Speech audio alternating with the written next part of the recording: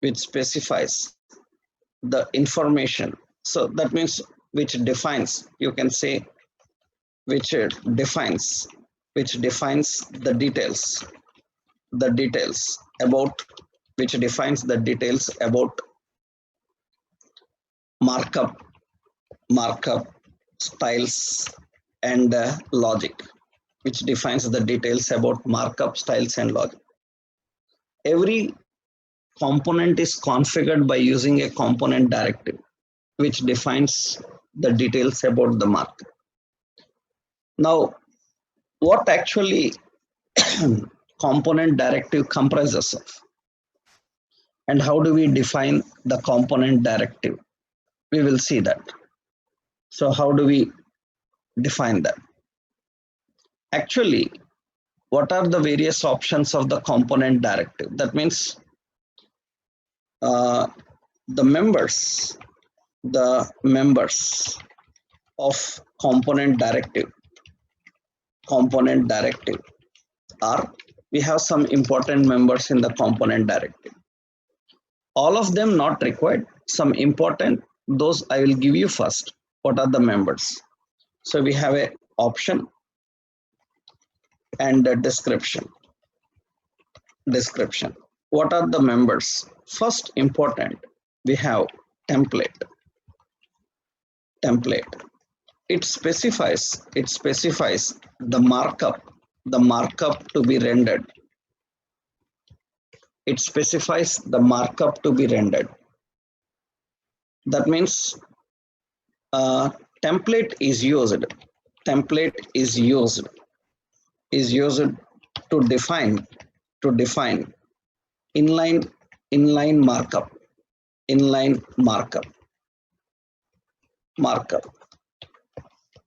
Template is used to define inline markup.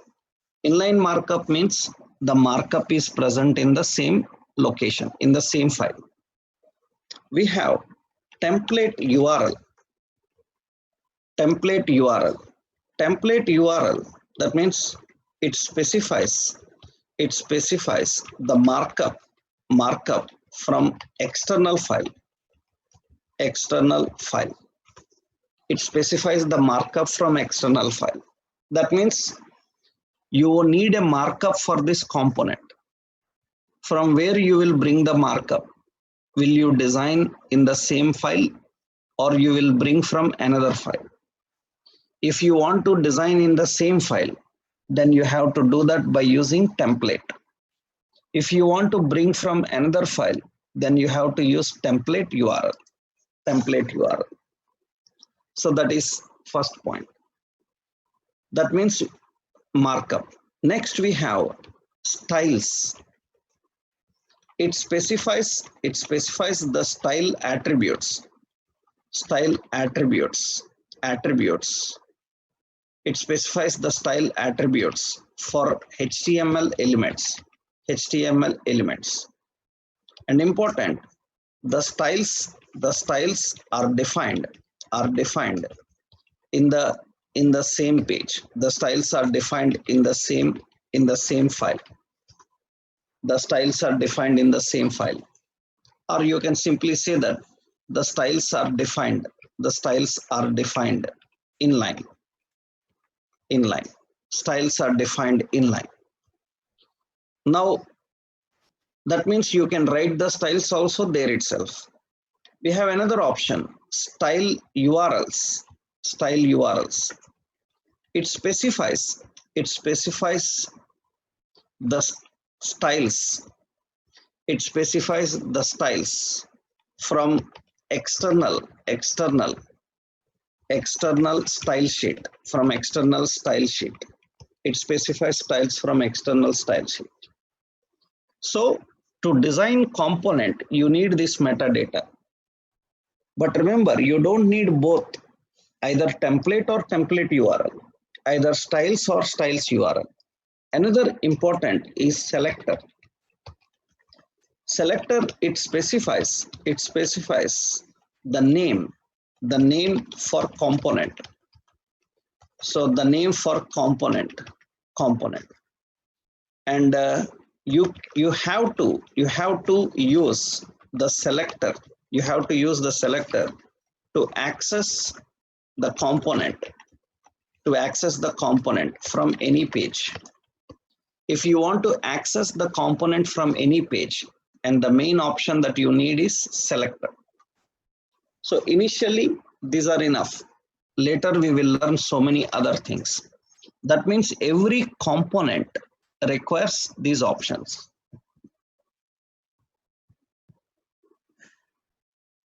Every component requires these options. Let's see what are those options and how to handle these options. What are these options and how to define these options? So let's go to our component. And here we have to define the component metadata. So after importing the component metadata is defined with @net. @net component is a directive. This directive contains metadata, and metadata is defined as an object. Object means, flower brace. In that, what are the properties? That means this tells how the component should get the effects, from where it has to get the effects. Okay. In this component, first we have selector. Selector is a property.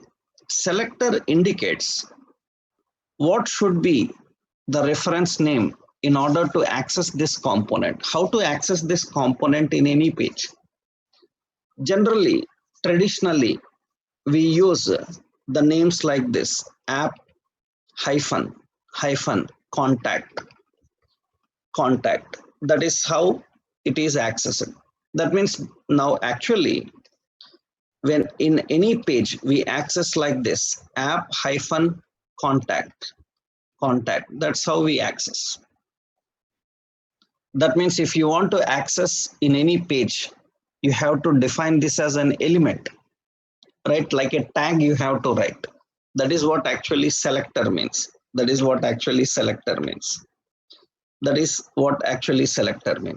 Right? Okay. Next, after defining the selector, now currently we are using inline technique. That means template. Template indicates what markup you want to render. And markup means it may contain a combination of expression also. Then what we do is we use backticks. Backticks advantage is you can design in multiple lines. Now hit enter. So, and you can design your entire markup in multiple lines. Remember, this is backtick start and this is backtick end. You can design your page. I will keep a heading. Okay. And close that heading. Okay. In this heading. So template means directly you write markup here. In this heading, I want to bring this title and display.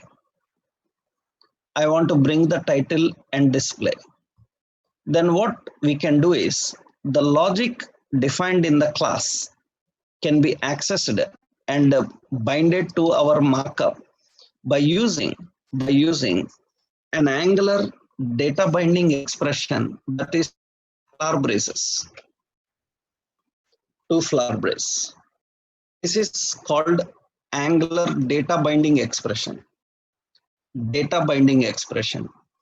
And what data to be binded? So title. The title I will give here. That means whatever present in title, it will come and display here. It will be in heading. Okay. After that, I will write address is a HTML tag, right? So I will use address. Okay. In address, I want to print the address. That means here also binding expression. So we have to define address. Fine. Now, if you want, you can add so many things, right? You can design entire page here. You can directly write some paragraphs also here. you can directly write some